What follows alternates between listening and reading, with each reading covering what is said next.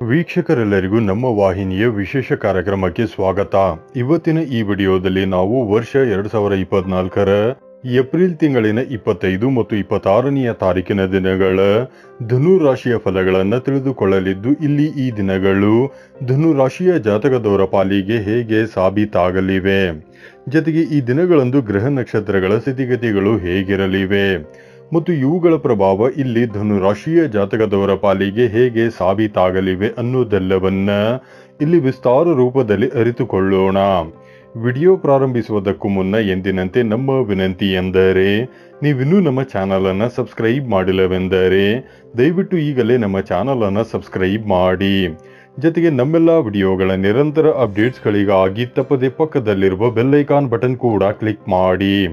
ವೀಕ್ಷಕರೇ, ಇಲ್ಲಿ ಮೊದಲು ಈ 2 ದಿನಗಳ ದೈನಿಕ ಫಲಗಳನ್ನು ತಿಳಿದುಕೊಳ್ಳುವುದಕ್ಕೂ ಮುನ್ನ ಈ 2 ದಿನಗಳ ಗ್ರಹ ನಕ್ಷತ್ರ ಮತ್ತು ಇಲ್ಲಿ ಉಂಟಾಗಲಿರುವ ಯೋಗಗಳ ಕುರಿತಾದ ಮಾಹಿತಿಯನ್ನು ತಿಳಿದುಕೊಳ್ಳೋಣ.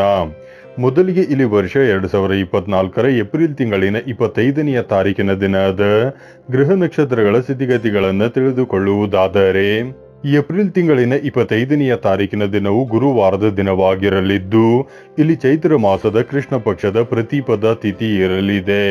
ಪ್ರತಿಪದ ತಿಥಿಯು ಈ ದಿನದ ಬೆಳಗ್ಗೆ 6:45 ಇರಲಿದ್ದು, ಆ ನಂತರದಲ್ಲಿ ದ್ವಿತೀಯ ತಿಥಿಯ ಪ್ರಾರಂಭಗೊಳ್ಳಲಿದೆ. ಹಾಗೆ ಈ ದಿನದ ರಾತ್ರಿ 2:24 ವಿಶಾಖ ನಕ್ಷತ್ರದ ಗೋಚರವಿರಲಿದ್ದು, ಆ ನಂತರದಲ್ಲಿ ಅನುರಾಧ ನಕ್ಷತ್ರದ ಗೋಚರ ಪ್ರಾರಂಭಗೊಳ್ಳಲಿದೆ.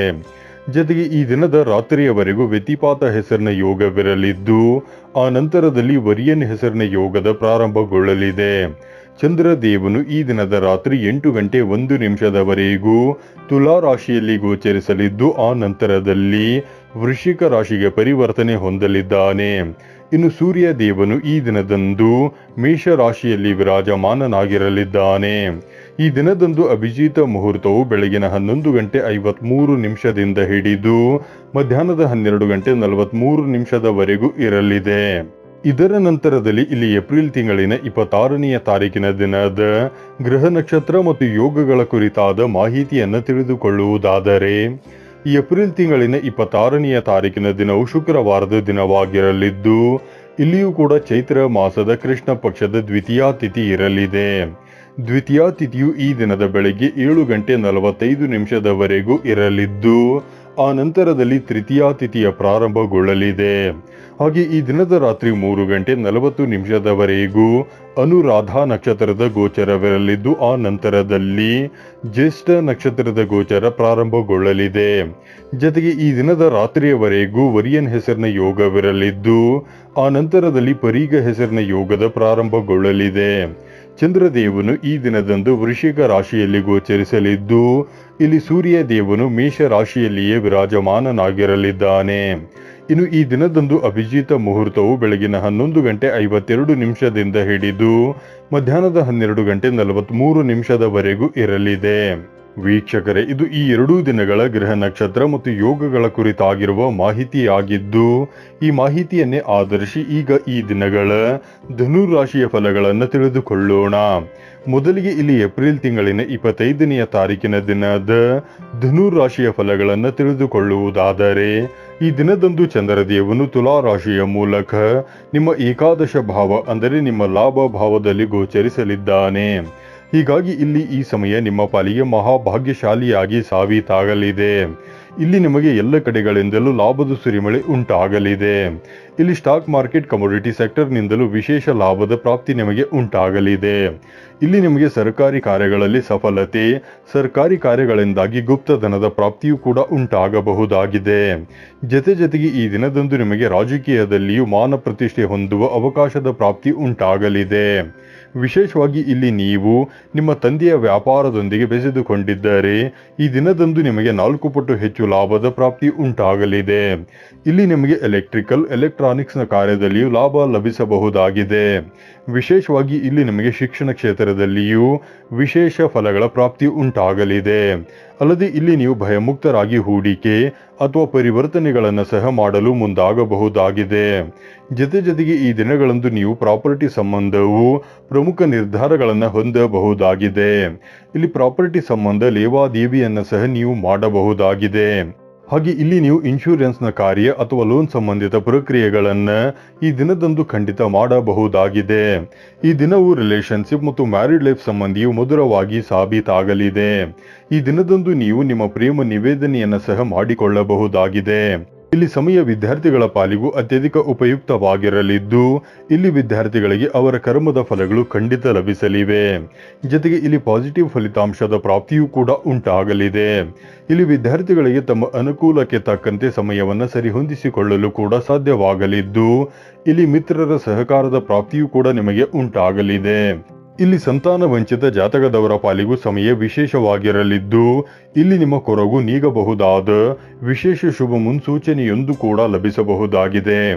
ಇನ್ನು ಇದರ ನಂತರದಲ್ಲಿ ಇಲ್ಲಿ ಏಪ್ರಿಲ್ ತಿಂಗಳಿನ 26ನೇ ತಾರೀಕಿನ ದಿನದ ಕುರಿತಾಗಿ ತಿಳಿದುಕೊಳ್ಳುವುದಾದರೆ, ಈ ದಿನದಂದು ಚಂದ್ರದೇವನು ವೃಶ್ಚಿಕ ರಾಶಿಯ ಮೂಲಕ ನಿಮ್ಮ ದ್ವಾದಶ ಭಾವದಲ್ಲಿ ಗೋಚರಿಸಲಿದ್ದಾನೆ. ಹೀಗಾಗಿ ಇಲ್ಲಿ ಈ ದಿನದಂದು ನಿಮಗೆ ಒಂದಿಷ್ಟು ಮಿಶ್ರ ಫಲಗಳ ಪ್ರಾಪ್ತಿ ಉಂಟಾಗಲಿದೆ. ಆದಾಗ್ಯೂ ಈ ದಿನದಂದು ನಿಮ್ಮ ವಿದೇಶಿಯ ಕಾರ್ಯಗಳು ಸುಖದ ರೀತಿಯಲ್ಲಿ ಸಂಪನ್ನಗೊಳ್ಳಬಹುದಾಗಿವೆ. ಇಲ್ಲಿ ನಿಮಗೆ ವಿದೇಶದಿಂದ ಭರಪೂರ ಧನ ಸಂಪಾದನೆಯ ಅವಕಾಶಗಳು ಕೂಡ ಖಂಡಿತ ಲಭಿಸಬಹುದಾಗಿವೆ. ವಿಶೇಷವಾಗಿ ಇಲ್ಲಿ ಕೆಲ ಜಾತಕದವರಿಗೆ ವಿದೇಶಕ್ಕೆ ಪ್ರಯಾಣ ಬೆಳೆಸುವ ಅವಕಾಶಗಳು ಕೂಡ ಖಂಡಿತ ಲಭಿಸಬಹುದಾಗಿವೆ. ಜೊತೆಗೆ ಇಲ್ಲಿ ಯಾರು ಬಹುದೀರ್ಘ ಕಾಲದಿಂದ ಐಟಿ ಸೆಕ್ಟರ್, ಆಮದು ರಫ್ತು ಕ್ಷೇತ್ರದಲ್ಲಿ ನಷ್ಟವನ್ನು ಅನುಭವಿಸುತ್ತಲಿದ್ದಾರೋ ಅವರು ಕೂಡ ನಷ್ಟದ ಸ್ಥಿತಿಯಿಂದ ಹೊರಬರಲಿದ್ದು, ಇಲ್ಲಿಂದ ಉತ್ತಮ ಲಾಭ ಹೊಂದಲು ಪ್ರಾರಂಭಿಸಲಿದ್ದಾರೆ.